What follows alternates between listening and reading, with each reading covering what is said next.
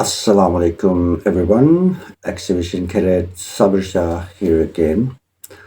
Today I will talk about the aftermath of the Operation Sindoor conducted by India and Operation Bunyanun Mursus uh, conducted by Pakistan military forces. Disclaimer, I'm not speaking on the behalf of Pakistan government or Pakistan Air Force or any of the Pakistani institutions that have been conducting this retaliation against the Indian aggression. So all the views are my own. So I should be questioned for anything which I said goes against my state's policy, Pakistan. Uh, there are a few updates on the situation. Ceasefire has happened, and the LOC, line of control, um, between Pakistan and India is quiet for a few days, and no exchange of arms has happened. The international border is the border which is defined by the United Nations resolutions clearly between India and Pakistan, but the line of control is not the international border. It is a ceasefire line, which later on was called line of control. Back in 1948, it goes to when India got the forces into the Kashmir, a princely state of the British rule here, British Empire, and that was illegally occupied by India, the whole of it, 100%. And then, with the help of the tribal people, Pakistan took over 46% of Kashmir. Back then, it was 60%. But the day India went to the UN to have this dispute officially recognized in UN, that was India that went to the UN. By that time, Pakistan tribal people were all the way till Srinagar. So when the hearing was done, so this LOC, ceasefire line or line of control, was initiated by the UN along with 8 other countries who were the guarantors for everything happening, including Brazil. So then Pakistan had to go back to what is called Pakistani administered Kashmir at the moment. So our forces are before that point, and Indian forces are beyond that one. So India has about 54% of that Kashmir. Pakistan has 46% of that Kashmir. In 1948, we took it. And India, till to the day, couldn't do anything about it. It was a international issue because just like Palestine and Israel is a international issue, same is the case with Kashmir. So it's not a bilateral issue. Never was. But in 1971, after the war, when India conspirated in East Pakistan, now Bangladesh, Agartala conspiracy is very famous, and India has never denied that. Even they have made a movie to gloat on that one. Indira Gandhi was the main person behind that, Prime Minister Indira Gandhi, may her soul rest in peace. She was the one who actually took credit of getting Pakistan split into 2 parts, which was already split, by the way. It was the only country that had borders in thousands of kilometers between rival countries' borders between them, and then yet we kept that for about 24 years, 1947 to 1971, and then inevitable happened and it got split. But India was behind that too. Their forces attacked East Pakistan. So we owe a lot to India, and we will pay back time by time. But Bangladesh is a separate country, not part of India. Kashmir is our part, integral part, and we still own it. It's not a separate country till now because a referendum has to happen. So we're just waiting for that. but it is in Pakistan. We control it, they use our currency and everything until they decide their own fate. Till then, it's part of Pakistan, that 46% of Kashmir. So India owes us there. We owe them one in Bangladesh. So this was a little bit of history of LOC and international borders, the difference. Come to the second point. Just 4 or 5 days ago, three of the children got martyred. Children anywhere in the world, if they are attacked, I would call them martyrs, shaheeds. So I don't care about their religion, their color, race, whatever they belong to. Once you target a kid, I'm against you face to face. That's it. So three of the children were martyred in a drone attack, and right away the Indian proxies in Pakistan started to blame it on Pakistan Army, because there were a few terrorists killed in that operation too. And later on, the videos came out, and it appeared to be that they were using the Taliban proxy number 2, TTP, Tehreek-e-Taliban Pakistan, which is funded by India and the RAW and the government of India. Ajit Doval has said it clearly.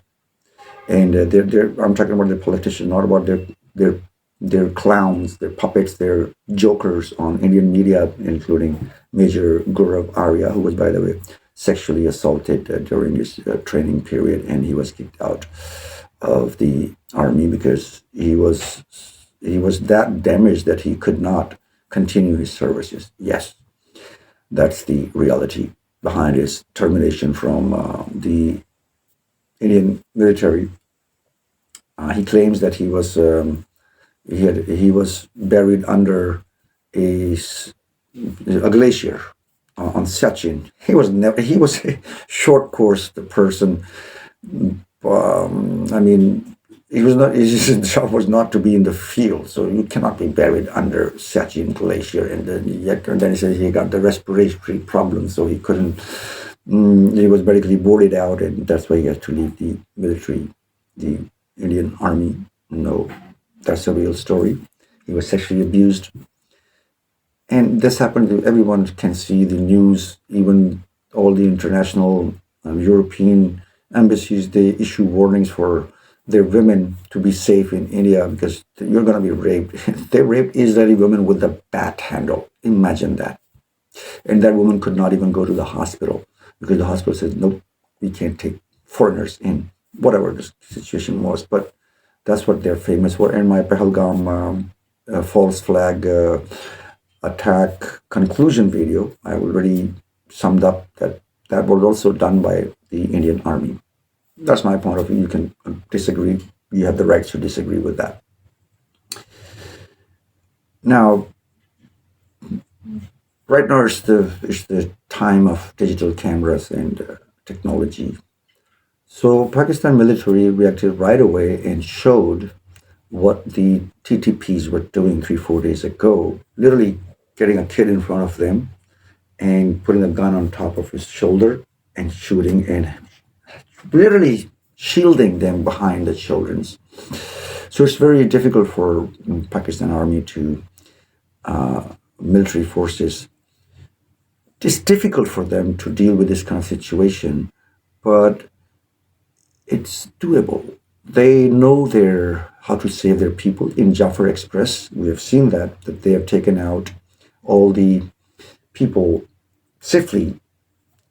Once the operation was conducted, they couldn't harm even a single person, and that's also a study material for all of the forces to see how, under hostage situation, how Pakistan military took those hostages out safely. Whatever casualties were, they were before that. And before the children's attack, they released a video. BLA releases a video, 26-minute long video about the same incident and how they did it. How we did it, how Pakistan military forces did it, I think we don't need any explanation for that. They couldn't even come up with a single hostage picture or video that they could take from the time onwards when we conducted our operation to clean up everything. So, first media war failed, TTP second war failed, and then they did a terrible thing yesterday in Khuzdar in Balochistan. The BLA terrorists on the back of Indian Raw, they attacked a army public school children bus. And report says that 5 of the kids have been martyred and about 28 injured, seriously injured. I mean, it could be fatal for them as well. A children bus they attacked. Now, Indian proxies in the form of their militant wing is TTP and BLA. But they also have many political proxies in Pakistan. Well, my channel is not political. I don't want to name anyone. I don't want to name any. For me, all my political leaders, those who hold Pakistani passports, are respectful for me. I can differ with their opinion, differ with their political mindset, but they are all Pakistanis. And I respect them just like I respect our Field Marshal, Asim Munir, the way I respect my Chief of Air Staff, Zairuddin Ahmed Babar Sidhu, or our naval chief, or our prime minister, or our opposition leader. So for me, everyone is respectful as a Pakistani. So I don't want to blame blame game.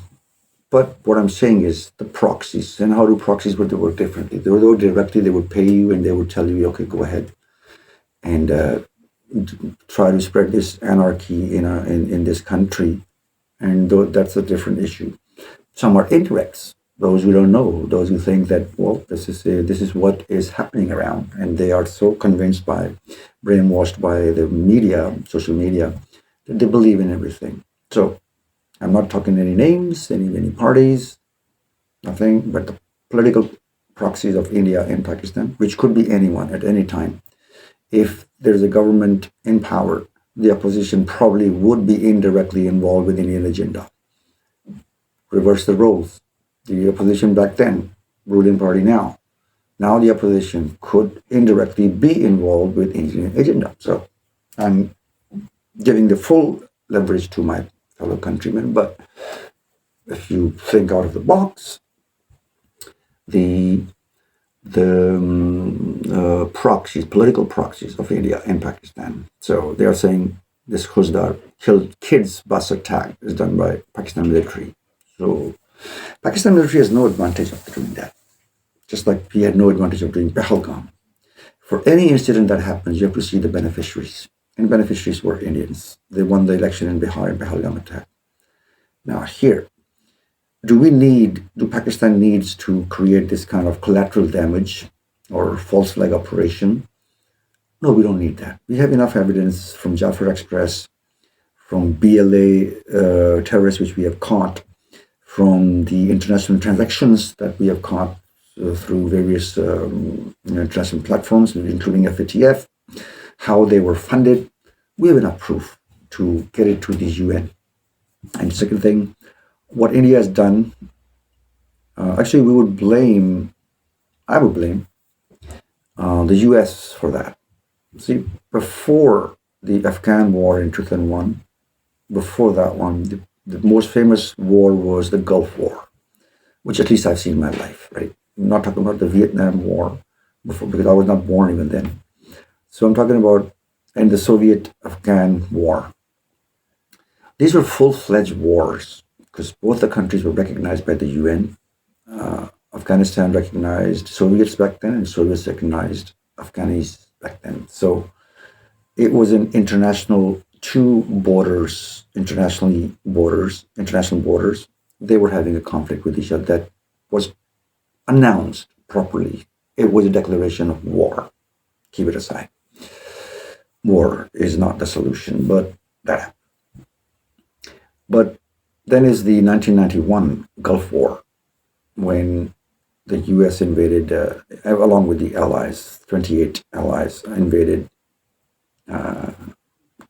Iraq, again, backed by the UN resolutions. Then we come to after 9/11.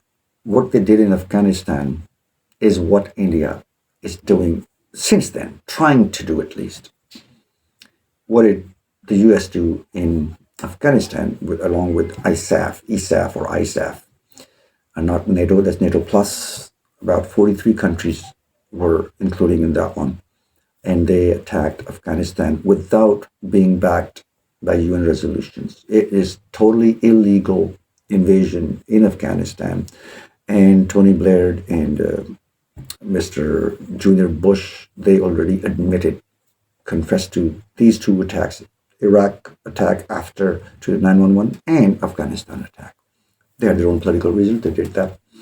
But this is the new norm set by the US and the allies, the Western world. Now, India, after that, in 2002 and 3, they also tried to do the same thing when they downed Pakistan's cargo aircraft next to the borders of India and Pakistan. And then there was the first tension. Okay, forget about that one. Then the Mumbai attacks. Again, this they call 2611. Now, 911 means month first and the date later. So here they put the date first and the month later. So they call it 2611. They want to make it equivalent to the 911 attack. Another different story, but it's a terrorist attack, and whoever it's done is, I want them to be totally roasted.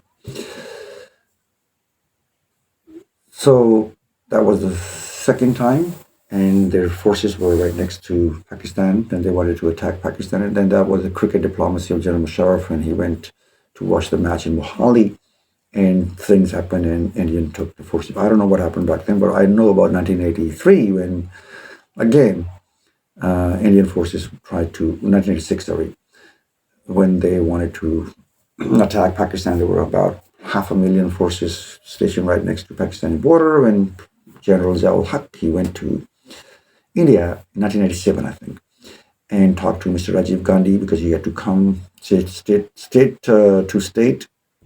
The state head has to come and pick up the head of state of the other country. And the famous quote, which he said that we have the nuclear power, so if you do anything hanky-panky, we will use that one, and then there would be no one to say the name of Hindus, but there would be people who would say that, oh, it was a religious kind of thing. But what we know is that after that cricket match, the forces came back, same happened with Musharraf. So India had been trying to use this, and then the Kabul hijacking of the airplane. So they tried many ways to have the same what US did back in time. So until 2019, when the Pulwama attack happened, and again the question is still there, that how can anyone take a van full of explosives and infiltrate an area where there is 1 million army deputed. So, and that person gets into the convoy, and those soldiers were supposed to go through the helicopters. Why were they going on the buses? But anyhow, political advantages went, again, all the things pointing to Indian political government. And there, of course, the raw. So then they violated our southern borders in Balakot, from Balakot, for about 28 seconds. A violation is a violation. You have no rights to enter into the international borders. I'm not talking about UN, international borders. You cannot violate them without the UN permission. And as the US had done it twice in Iraq and in Afghanistan before, so India thinks that they're the biggest power, so they can also do the same. So the norms were set by the US, and India tried to follow in 2019, and they got the answer, and we got the pilot. We gave him the TT, is fantastic.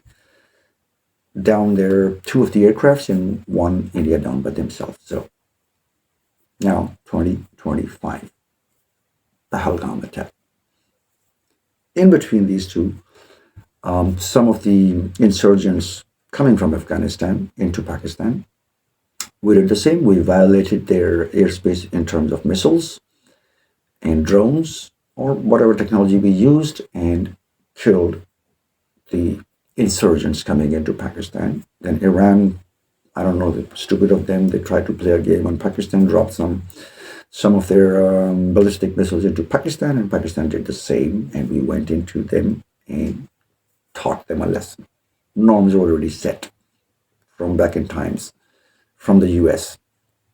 Now 2019 India, 2024 Pakistan twice, Afghanistan and Iran. 2025 India does it again on May 10th, and they got their lesson, May 7th, sorry, and we retaliated. So the new norms have been set now. So Pakistan doesn't need an excuse to go and attack India. We could say anything. And we have enough evidence to do what we want to do. We could attack any mandir and label it RSS training camps for BLA and TTPs. Who would stop us? If a mandir is destroyed, mandir means temple. We could say anything. So right now these new norms are set, and we are better gamers in these new rules of the games. So Pakistan has no advantage, no benefit of pulling that miracle, pulling that stunt out and killing kids in Balochistan and Khuzdar. Now let's come to India. Have they done it? Let you be the judge. I'll present my points. Point number one: 3 Rafales down. And it has been confirmed by international media. I'm not going to quote Pakistani media. CNN, BBC, New York Times, even the Daily Mail confirmed Rafales down. Martin Baker backs that up. Their seats were ejected, 2 of them. One was not. Maybe the pilot went with that one. Unfortunate for him. 2 Russian-based aircraft. 1 French-based Mirage 2000, which they confirmed. We never claimed that one, but they confirmed that there was. So it's, and then 1 UAV, the drone. So it's 7 against 0. S-400, the defense system, 2 of the batteries down out of 5.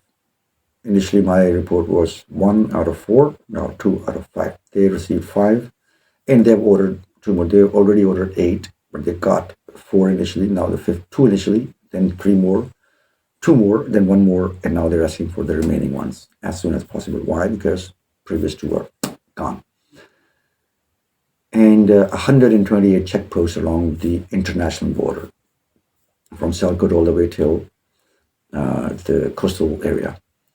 So India had been embarrassed.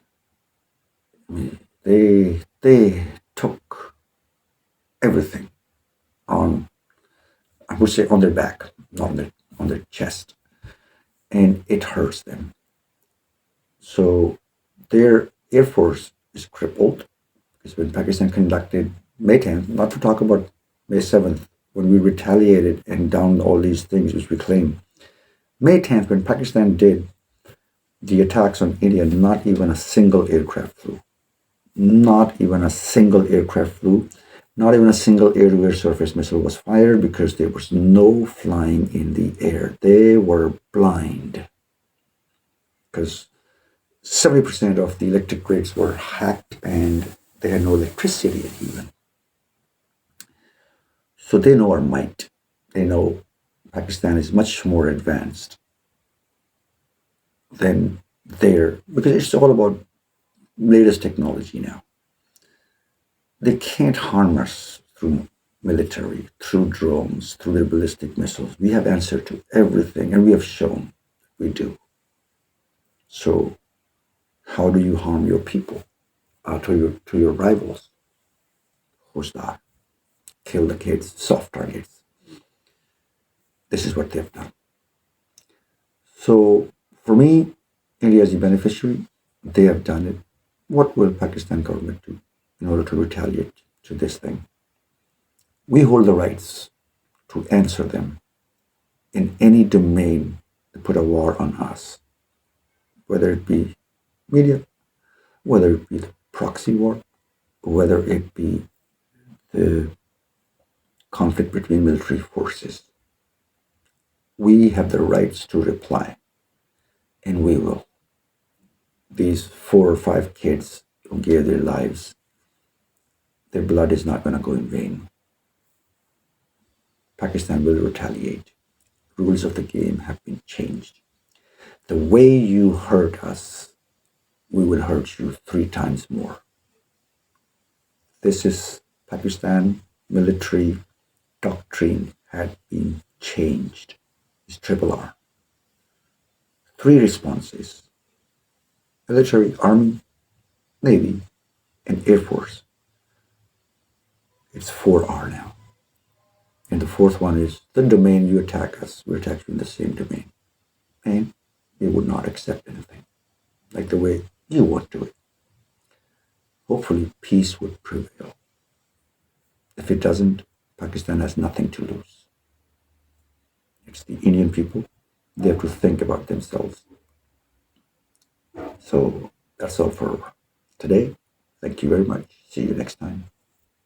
Allah Hafiz.